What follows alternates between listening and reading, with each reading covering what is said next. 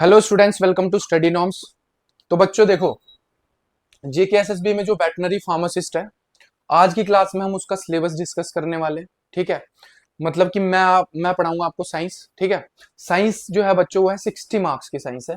ठीक है, इसमें हम सब कुछ कवर करने वाले हैं, पूरा आपको कोर्स मिलेगा जिसमें स्टेटमेंट बेस्ड क्वेश्चन जितने भी हैं वो हम कवर करेंगे। उसके अलावा जो पेयरिंग वाले क्वेश्चन है, मैच द कॉलम है, वो सारे के सारे डिस्कस करेंगे। आज वाले लेक्चर में मैं बताऊंगा कि आपके साइंस में कितना सिलेबस है, और उसके अलावा थोड़ा सा हम देखेंगे कि और बाकी सब्जेक्ट जो है उन वो कितने कितने मार्क्स के हैं। तो ओवरऑल आपका जो कंप्लीट पेपर है वो कितने मार्क्स का है ना, और कैसे कैसे पढ़ना है, सिलेबस कितनी डेप्थ तक जाना है आपको। मेरा नाम है सूर्या मनहास और मैं नीट का टीचर हूँ। मतलब नीट जो होता है ना, प्री मेडिकल टेस्ट होता है एमबीबीएस के लिए, वो पढ़ाता हूँ। तो इस वाले कोर्स को भी मैं आपको पढ़ा रहा हूँ। तो स्टार्ट करते हैं बच्चों। जेके एसएसबी वेटनरी फार्मासिस्ट का सिलेबस डिस्कस करते हैं, इसका एनालिसिस करते हैं कि आपको क्या क्या पढ़ना, कहाँ कहाँ से पढ़ना है। तो बच्चों सबसे पहले बात करें, मैं तो आपको साइंस पढ़ाने वाला हूँ। तो साइंस में देखो बच्चों, साइंस का जो है ना आपका सिलेबस, वो है 60 मार्क्स का। 60 मार्क्स का सिलेबस है आपका साइंस का। ठीक है, और उसके अलावा टोटल आपका जो एग्जाम होगा वेटनरी फार्मासिस्ट का, वो होगा 120 मार्क्स का। ठीक है, 120 मार्क्स का आपका पूरा पेपर होगा, जिसमें कि हर एक क्वेश्चन एक एक नंबर का है, और नेगेटिव मार्किंग के 1/4 मतलब 0.25 कटेंगे आपके। जिसमें से देखो, एक आपका एप्टीट्यूड है और दूसरा है आपका सब्जेक्ट रिलेटेड। ठीक है, देखो इसमें क्या है कि आपका सिलेबस में सबसे पहले आता है जर्नल इंग्लिश, ये भी 15 मार्क्स की है। General knowledge and current affairs, ये 15 मार्क्स के हैं। उसके अलावा जनरल नॉलेज जो जेके बेस्ड है, जम्मू की जो जनरल नॉलेज है वो है 5 नंबर की। फिर न्यूमेरिकल और रीजनिंग एबिलिटी है 15 मार्क्स की, और बेसिक कंसेप्ट ऑफ कंप्यूटर है 10 मार्क्स के। तो टोटल आपके होते हैं 60 मार्क्स। ठीक है, तो 60 मार्क्स का आपका ये सारा सिलेबस है, जो आपको रामो सर भी पढ़ाएंगे और बाकी टीचर्स पढ़ाएंगे। मेरा जो पोर्शन है वो है साइंस से रिलेटेड है, और साइंस का हम सिलेबस डिस्कस करेंगे आज वाली क्लास में। तो देखो, साइंस का कितना बड़ा पोर्शन है वेटनरी फार्मासिस्ट में, मतलब साइंस काफी डोमिनेटिंग सब्जेक्ट रखा गया है इस वाले सिलेबस में, जिसमें कि पूरा ये सारे सब्जेक्ट मिला के 60 मार्क्स के हैं, और जो साइंस से रिलेटेड टॉपिक्स हैं वो भी 60 मार्क्स के। तो 60 + 60 हो गए 120।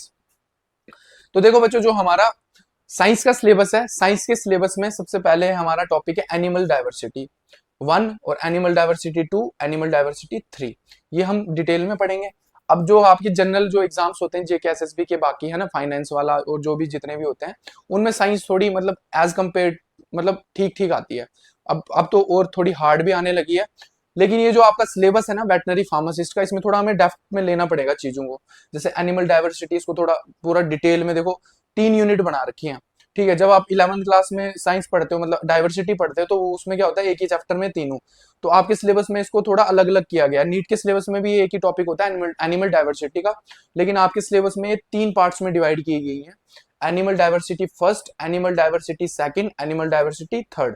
इसमें क्या क्या टॉपिक्स हम पढ़ेंगे आने वाली स्लाइड में हम देखेंगे।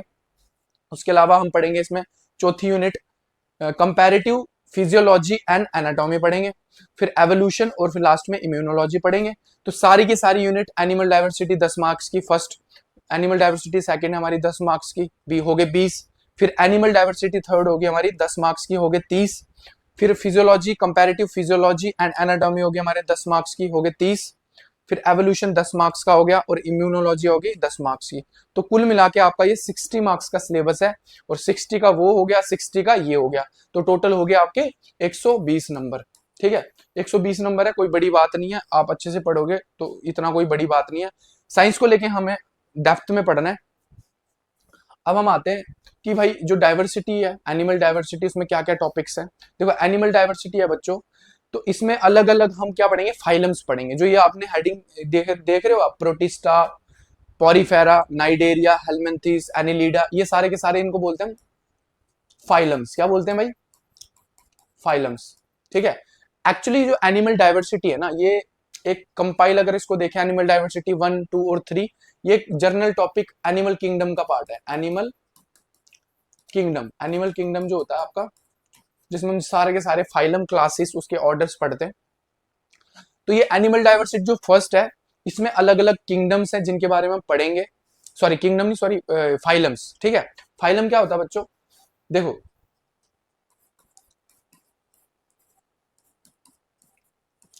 फाइलम एक बार समझेंगे, थोड़ा बेसिक लेंगे।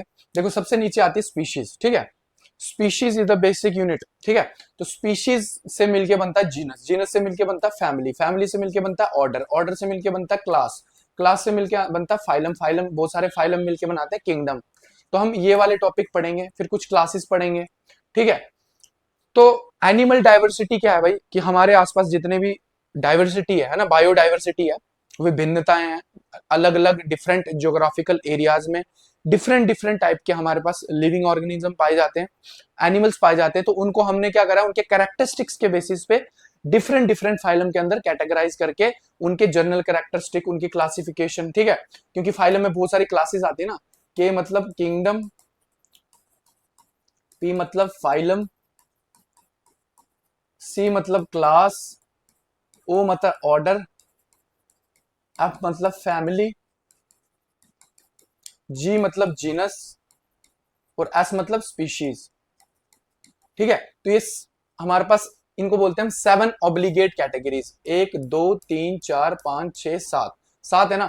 स्पीशीज से मिलके बनता है जीनस, जीनस से मिलके बनता है फैमिली, फैमिली बहुत सारी फैमिली मिलके बनाती है ऑर्डर, और ऑर्डर से मिलता बनता है क्लास, क्लास से बनता है फाइलम, और फाइलम आ जाते हैं बहुत सारे जो फाइलम है वो आते हैं किंगडम के अंदर। तो ये जितने भी टॉपिक्स हैं तीनों डाइवर्सिटी के अंदर, ये सारे के सारे हम फाइलम पढ़ेंगे और क्लासेस पढ़ेंगे। जितने भी फाइलम होते हैं, फाइलम के अंदर आती है क्लासेस, ठीक है। ग्रुप ऑफ रिलेटेड क्लासेस को हम बोलते हैं phylum, group of related order को हम बोलते हैं क्लास, ठीक है। ग्रुप ऑफ रिलेटेड फैमिली को बोलते हैं ऑर्डर, और ग्रुप ऑफ रिलेटेड जीनस को बोलते हैं हम फैमिली, और स्पीशीज बहुत सारी स्पीशीज मिलके बनता है जीनस। तो ये जो हमारी हेडिंग्स है ये सारे के सारे फाइलम है, मतलब ये वाली कैटेगरी पढ़ने वाले हम। तो इनको हमने क्या करा, डिफरेंट डिफरेंट कैटेगरी में कैटेगराइज करा फाइलम को, इनके जर्नल कैरेक्टरिस्टिक्स पढ़ेंगे, इनकी क्लासिफिकेशन पढ़ेंगे। अब देखो फाइलम के अंदर बहुत सारी क्लासेस आती हैं, तो क्लासेस भी पढ़ेंगे हम, कि भाई प्रोटिस्टा जो फाइलम है इनके पहले जनरल कैरेक्टरिस्टिक पढ़ेंगे, उसके अलावा इनमें कौन कौन सी क्लासेस आती हैं, फिर क्लासेस के अलग अलग थोड़े डिफरेंशिएट करेंगे। एक तो जनरल कैरेक्टरिस्टिक पढ़ेंगे, उसके अलावा जो डिफरेंट क्लासेस हैं उनकी डिफरेंट अलग अलग तरीके से क्लासिफाई करके अलग अलग कैटेगरीज और विद एग्जांपल्स पढ़ेंगे। बच्चों ये ध्यान रखना कि जो एनिमल डाइवर्सिटी होती है इसमें ज्यादातर क्वेश्चन आते हैं एग्जाम्पल बेस्ड, अलग अलग एनिमल के अलग अलग जो नाम होते हैं ना, नाम के बेसिस पे आपको जैसे 4 नाम दे दिए जाएंगे, पूछेंगे कि भाई ये ऑर्गेनिज्म जो है ये कौन से फाइलम से बिलोंग करता है, कौन सी क्लास से बिलोंग करता है, या कौन से ऑर्डर से बिलोंग करता है। तो एग्जाम्पल बेस्ड जो क्वेश्चंस होते हैं ये सबसे ज्यादा आते हैं। उसके अलावा जो दूसरे नंबर के क्वेश्चन होते हैं वो होते हैं करेक्टरिस्टिक बेस्ड, जैसे कि प्रोटिस्टा के जनरल कैरेक्टरिस्टिक क्या है, पॉरीफेरा के जनरल कैरेक्टरिस्टिक क्या है। तो ज्यादातर जो क्वेश्चंस होते हैं वो मतलब कैरेक्टरिस्टिक और एग्जांपल बेस्ड आते हैं। तो ये थोड़ा मतलब टॉपिक है, याद करने वाला टॉपिक है, मतलब समझ के अब जो कैरेक्टरिस्टिक है उनको तो याद ही करना पड़ेगा ना। मैं बोलूंगा पॉरीफेरा का सर्कुलेटरी सिस्टम ऐसा होता है, उसमें उसका डाइजेस्टिव सिस्टम ऐसा होता है। तो ये सारे के सारे जनरल कैरेक्टरिस्टिक है, इनको हमें याद रखना पड़ेगा, फिर उसके एग्जाम्पल को भी हमें याद रखना पड़ेगा। मतलब ये थोड़ा याद करने वाला टॉपिक है, समझ के याद करने वाला, रटना नहीं है, समझ के याद करना है। तो इसमें एनिमल डाइवर्सिटी की फर्स्ट की बात करें तो सबसे पहले इसमें हम पढ़ेंगे protista, Porifera, Cnidaria, Helminthes, Annelida, ये सारे के सारे फाइलम है, ठीक है जी। उसके बाद यूनिट 2 है डाइवर्सिटी में, एनिमल डाइवर्सिटी सेकंड में, इसमें फिर और फाइलम आ जाते हैं जैसे कि आर्थ्रोपोडा, आर्थ्रोपोडा जैसे कि जितने भी इंसेक्ट रिलेटेड जो इंसेक्ट्स होते हैं वो सारे के सारे आर्थ्रोपोडा के अंदर आते हैं, ठीक है। तो इसके जनरल कैरेक्टरिस्टिक, इसकी क्लासिफिकेशन, ठीक है, क्या क्या होती है। उसके बाद मोलुस्का, अकाइनोडर्माटा, यूरोकोर्डेट्स और सिफेलोकोर्डेट्स, ये आ गया एनिमल डाइवर्सिटी 2, ठीक है। ये सारे ये भी फाइलम है सारे। उसके बाद आती है भाई एनिमल डाइवर्सिटी 3, तीसरी यूनिट है, इसमें आगे पाइसिस, एम्फीबिया, रेप्टाइल्स, एवीज और मैमल्स। तो ये आगे एनिमल डाइवर्सिटी 3। तो कुछ नहीं, इसमें भी वही जनरल फीचर्स पढ़े हैं, इसकी क्लासिफिकेशन करेंगे डिफरेंट ऑर्डर्स में, है ना, ग्रुप करेंगे इसको, मतलब अलग अलग क्लासेस कौन कौन सी है, पाइसिस के अंदर ऑर्डर कौन कौन से हैं, फिर एम्फीबिया हो गया, रेप्टाइल्स हो गए, एवीज हो गए और मैमल्स हो गए। तो ये 3 डाइवर्सिटी है। और देखो मजेदार बात पता क्या है, ये 3 डाइवर्सिटी है 30 नंबर की, बताओ मजेदार चीज है। सबसे मजेदार इसमें यह है कि इतनी आसान टॉपिक, इतने आसान टॉपिक, मतलब आसान क्या है कि इसमें कोई इतना दिमाग लगाने की जरूरत ही नहीं है। अलग अलग फाइलम से उसकी कैरेक्टरिस्टिक याद करने में क्या दिक्कत हो रही है आपको, या उसके एग्जाम्पल को याद करने में क्या दिक्कत हो रही है आपको। तो 30 नंबर तो फ्री के हैं आपके, कि मतलब आपने पाइसिस पढ़ लिया, एम्फीबिया पढ़ लिया, रेप्टाइल्स, एवीज और मैमल्स पढ़ लिया, बताओ 10 नंबर मिल गया आपको, है ना। और मैं जो पढ़ाऊंगा, जो मैं आपको कंटेंट प्रोवाइड करूंगा, चाहे वो पीडीएफ है चाहे वो पीपीटी जो भी है ना होगा ना, उससे बाहर क्वेश्चन नहीं जाने वाला भाई, ठीक है। तो इस इन्होंने एक चैप्टर को 3 फॉर्म में 30 नंबर का बना दिया, मतलब एनिमल डाइवर्सिटी भर भर के दे दिया भाई। अच्छा, ये क्यों दिया? क्योंकि देखो वेटनरी का एग्जाम है ना, तो वेटनरी में हम जानवरों की जो जानवरों से रिलेटेड चीजें होती हैं, तो हमें एनिमल्स के बारे में ही पता होना चाहिए ना, उसके कैरेक्टर्स। तो एनिमल डाइवर्सिटी इसलिए ज्यादा दी है कि वेटनरी एनिमल से रिलेटेड एक पेपर है ना, तो इसलिए एनिमल डाइवर्सिटी इन्होंने 30 नंबर की दे रखी है, जो कि बहुत मजेदार चीज है, मतलब ये तो लॉटरी लग गई आपकी ना साइंस के अंदर। उसके बाद हमारी बच्चों 4th यूनिट है डाइजेस्टिव सिस्टम। डाइजेस्टिव सिस्टम का ब्रीफ अकाउंट ले लेंगे, एलिमेंट्री कैनाल क्या होता है और डाइजेस्टिव ग्लैंड, जैसे कि सलाइवरी ग्लैंड हो गए, ठीक है, स्टमक में HCl निकलता है, पेप्सिन, ट्रिप्सिन, वो सारे, ठीक है। फिर आ गया डाइजेशन। डाइजेस्टिव सिस्टम में डाइजेशन की फिजियोलॉजी, डाइजेशन कैसे होता है, एब्जॉर्प्शन, कार्बोहाइड्रेट को कहाँ पे एब्जॉर्ब किया जाता है, प्रोटीन और लिपिड के एब्जॉर्प्शन कहाँ पे और कैसे होते हैं। नेक्स्ट है रेस्पिरेशन एंड रेस्पिरेटरी सिस्टम। ये हमारी कौन सी यूनिट चल रही है? 4th यूनिट, मतलब ये है ह्यूमन मतलब फिजियोलॉजी के बारे में पढ़ रहे हैं, ठीक है। फिजियोलॉजी होगी हमारा circulatory system, digestive system, excretion, हम एक्सक्रीट कैसे करते हैं, एनिमल्स एक्सक्रीट कैसे करते हैं, नर्वस सिस्टम में हम डिफरेंट डिफरेंट सेंस ऑर्गन्स पढ़ेंगे। तो ये होगी हमारी 4th यूनिट जो कि फिजियोलॉजी बेस्ड है, ठीक है। और अच्छा, ये वाली कैसे, ये वाला टॉपिक ज्यादातर समझने वाला है। देखो बायोलॉजी है, बायोलॉजी में तो ज्यादातर याद ही करना होता है, समझ के, रटना नहीं है, समझ के याद करना है। इसमें भी ज्यादातर समझने वाले टॉपिक है, मतलब कि इसमें रटने वाला उतना नहीं है, इसमें ये कॉन्सेप्चुअल ज्यादा है। मतलब कि अगर हम बात करें एनिमल डाइवर्सिटी 1, 2 और 3 की, वो ज्यादातर थे रिमेंबर वाले टॉपिक, जिसको आपने माइंड में सेव करके रखना, एग्जांपल्स और उसके कैरेक्टरिस्टिक। जबकि अगर हम फिजियोलॉजी की बात करें, चाहे वो डाइजेस्टिव सिस्टम है, चाहे वो रेस्पिरेटरी है, चाहे वो एक्सक्रीटरी सिस्टम है, चाहे वो नर्वस सिस्टम है, ये सारे के सारे टॉपिक्स हैं बच्चों, ये हैं समझने वाले, कॉन्सेप्ट बेस्ड। की जैसे अगर मैं आपको एक्सक्रीटरी सिस्टम पढ़ाऊंगा तो नेफ्रॉन की स्ट्रक्चर बताऊंगा कि कहाँ पे कैसे कैसे एब्जॉर्प्शन होता है, ठीक है, कहाँ पे री एब्जॉर्प्शन होता है, न्यूरॉन की स्ट्रक्चर पढ़ाऊंगा, तो समझने वाली बात ज्यादा है इसमें, ठीक है जी। तो 10 नंबर ये हो गया हमारे, मतलब लॉटरी लगी जो, ये भी लॉटरी है, 10 नंबर फ्री के, ठीक है, होगी 40 नंबर, मतलब फ्री के 40 नंबर आ गए आपके। उसके बाद आ गया हमारा एवोल्यूशन।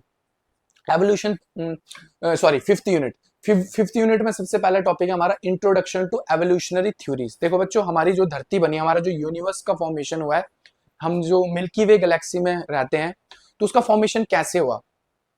जब कुछ नहीं था तो क्या था, ठीक है, जब कहीं पे कुछ नहीं था तो क्या था, वो हम पढ़ते हैं एवोल्यूशन में। तो हमारा जो यूनिवर्स की जो शुरुआत हुई है वो कैसे हुई है, तो इसमें हम पढ़ते हैं introduction to the evolutionary theories. इसमें लेमार्क एक साइंटिस्ट आया था जिसने लेमार्किज्म दिया था। फिर डार्विन, लेजेंडरी साइंटिस्ट, डार्विनिज्म है ना, सर्वाइवल ऑफ द फिटेस्ट, ये आ गया, डार्विनिज्म में आ गया। फिर उसमें कुछ मॉडिफिकेशन हुई थी, तो नियो डार्विनिज्म, मतलब कि जो हमारे लिविंग ऑर्गेनिज्म है, इनका एवोल्यूशन कैसे हुआ है, यूनिवर्स का फॉर्मेशन कैसे हुआ, वो सारा का सारा हम एवोल्यूशनरी स्टडीज के अंदर पढ़ते हैं, ठीक है। अब एवोल्यूशन में हमने ये तो पढ़ लिया एवोल्यूशन कैसे हुआ, उस अच्छा, ये हवा में तो बात कर नहीं सकते हम कि भाई ऐसे हुआ होगा वैसे हुआ, उसके पीछे कुछ ना कुछ सबूत तो होना ही चाहिए ना, तो वो सबूत पढ़ेंगे हम उसके अगले चैप्टर में, evidences of evolution. Evidences of evolution में बच्चों हम क्या पढ़ते हैं कि जो हमने एवोल्यूशनरी थ्योरीज पढ़ी होंगी ना, इनके पीछे का क्या बेस है, मतलब कौन कौन से वो सबूत हैं जिनसे हमें ये पता लगता है कि भाई एवोल्यूशन एक वक्त पे हुआ होगा, मतलब एविडेंसेस ऑफ एवोल्यूशन। इसमें फॉसिल्स आ गए, टाइप्स ऑफ फॉसिल्स क्या होते हैं, हम जैसे हमें कैसे पता लगता है कि कौन सा फॉसिल कितने सालों पहले बना है और कैसा बना है, तो उसको बोलते हैं हम डेटिंग ऑफ फॉसिल्स। तो टाइप्स ऑफ फॉसिल्स पढ़ेंगे इसमें हम, मतलब एविडेंसेस ऑफ एवोल्यूशन में हम पढ़ेंगे types of fossils, dating of fossils, ठीक है, फाइलोजेनी, ठीक है, evolutionary relationship between different organism, हम बोलते हैं उसको फाइलोजेनी। फाइलोजेनी ऑफ हॉर्स, मतलब कि हॉर्स जो है वो कैसे कैसे उसका एवोल्यूशन हुआ डिफरेंट डिफरेंट युगों में, डिफरेंट डिफरेंट सेंचुरीज के अंदर हॉर्स जो है वो कैसे उसके अंदर एवोल्यूशन हुआ है, और आज के टाइम पे जो हॉर्स है वो कैसे उसके पूर्वज जो उसके एविडेंसेस हैं वो सारे के सारे हम खगालने की कोशिश करेंगे एविडेंसेस ऑफ एवोल्यूशन के अंदर, ठीक है। फिर नेक्स्ट टॉपिक है हमारा, मतलब ये बेसिकली ये जो यूनिट है ना हमारी 5th यूनिट, ये सारा का सारा एवोल्यूशन के बेस पे है, तो इन डेप्थ जाना पड़ेगा, है ना। तो प्रोसेस ऑफ एवोल्यूशनरी चेंज, इसमें हम ऑर्गेनिक वेरिएशन, फिर आइसोलेटिंग मैकेनिज्म, नेचुरल सिलेक्शन क्या होता है जो डार्विन ने दिया था, फिर इंडस्ट्रियल मैलेनिज्म क्या होता है, ये सारा का सारा हम प्रोसेस ऑफ एवोल्यूशन, मतलब जैसे हर 1000 साल, 2000 साल, बिलियन ऑफ ईयर, लाखों सालों में चेंजेस आते हैं, नई नई स्पीशीज बनती हैं, पुरानी लुप्त हो जाती हैं, इसको हम बोलते हैं प्रोसेस ऑफ एवोल्यूशनरी चेंज। जो जो नेचर से सिंक करके जिसको नेचर सेलेक्ट कर लेगा वो क्या कर लेगा, सर्वाइव कर लेगा, जिसको नेचर सेलेक्ट नहीं करेगा वो नहीं करेगा सर्वाइव। तो ये सारे के सारे वो उसके पीछे के प्रोसेस क्या है, ये मतलब ये मैकेनिज्म चलता कैसे है एवोल्यूशन का, ये हम पढ़ते हैं प्रोसेस ऑफ एवोल्यूशनरी चेंजेस के अंदर। ठीक है, फिर नेचुरल सिलेक्शन को हम डिटेल में पढ़ेंगे, इसमें डायरेक्शनल, स्टेबलाइजिंग, डिस्ट्रप्टिव सिलेक्शन पढ़ेंगे, मतलब नेचुरल सिलेक्शन के अलग अलग फॉर्म्स पढ़ेंगे। फिर स्पीशीज क्या होती हैं, ठीक है, स्पीशीज क्या होती हैं इसका हम कंसेप्ट पढ़ेंगे कि बायोलॉजिकल स्पीशीज का कॉन्सेप्ट किसने दिया था। ठीक है, मोड्स ऑफ स्पेसिएशन, मतलब एक स्पीशीज से दूसरी स्पीशीज कैसे बनती है, इसको हम बोलते हैं मोड्स ऑफ स्पेसिएशन। ठीक है बच्चों, इसमें आ गया एलोपैथिक, सिंपैट्रिक, ये सारे के सारे हम इसको डिवाइड कर लेंगे। तो ये हमारी बच्चों 5th यूनिट थी, एवोल्यूशन वाली यूनिट, ये भी हमारी 10 मार्क्स की है। थोड़ा ट्रिकी टॉपिक है, आसान है, मतलब सबसे इंटरेस्टिंग जो अभी तक हमने पढ़ा ना, मतलब जितना भी हमने सिलेबस देखा उसमें सबसे इंटरेस्टिंग ये है, मतलब इसमें मतलब आप ना इमेजिनरी में मतलब इमेजिन करोगे, मैं आपको पढ़ाऊंगा तो आप इमेजिन करोगे कि हाँ ऐसे एवोल्यूशन हुआ होगा, हाँ सच में ऐसे हुआ होगा। ठीक है, कि जैसे बोलते हैं ना हम बंदरों से बने हैं, ठीक है, चिंपांजी से हमारा डीएनए मिलता है, तो वो कैसे होता है, क्यों होता है, उसके पीछे क्या एविडेंसेस क्या है, नेचुरल सिलेक्शन क्या है, स्पीशीज का कंसेप्ट कहां से पनपा, बायोलॉजिकल स्पीशीज क्या होती हैं, ये सारा का सारा हम पढ़ते हैं बच्चों एवोल्यूशन के अंदर। तो ये 10 नंबर आपको और मिल गए। ठीक है जी, नेक्स्ट है हमारी यूनिट 6th यूनिट, इसमें हम इम्यूनोलॉजी के बारे में पढ़ेंगे। देखो बहुत अच्छा सिलेबस डिजाइन किया जिसने भी डिजाइन किया जेकेएसएसबी में। क्यों, देखो जो भी हम टॉपिक इसमें पढ़ेंगे ना वो उस जॉब से रिलेटेड ही है, मतलब जो वेटनरी की फार्मासिस्ट की जॉब होती है। देखो अब इम्यूनोलॉजी है, हमें पता होना चाहिए ना इम्यूनोलॉजी क्या होती है, वैक्सीन कैसे देनी है, जानवरों में जब मतलब कोई बीमारी लग जाए, कोई वायरस लग जाए या कोई बैक्टीरियल इन्फेक्शन हो जाए तो उसको कैसे ठीक करना है, तो ये हम पढ़ते हैं बच्चों इम्यूनोलॉजी के अंदर। इसमें हम क्या पढ़ेंगे, बेसिक प्रॉपर्टी ऑफ एंटीजेंस, है ना, सुना ही होगा आपने एंटीजेंस, एंटीबॉडी, हमारी बॉडी में नेचुरली एंटीबॉडीज भी बनती हैं, हम उसको रेडीमेड बॉडी को रेडीमेड एंटीबॉडी भी देते हैं इमरजेंसी में। ठीक है, क्योंकि जो हमारी नेचुरल एंटीबॉडी है इसमें टाइम लगता है इसको बनने में, तो अगर समझ रहे हो तो एंटीजेंस क्या होते हैं, एंटीबॉडीज क्या होती हैं, बी एंड टी सेल क्या होते हैं, ये सब का सब पढ़े हम, बेसिक कंसेप्ट ऑफ एंटीजन को डिटेल में लेंगे।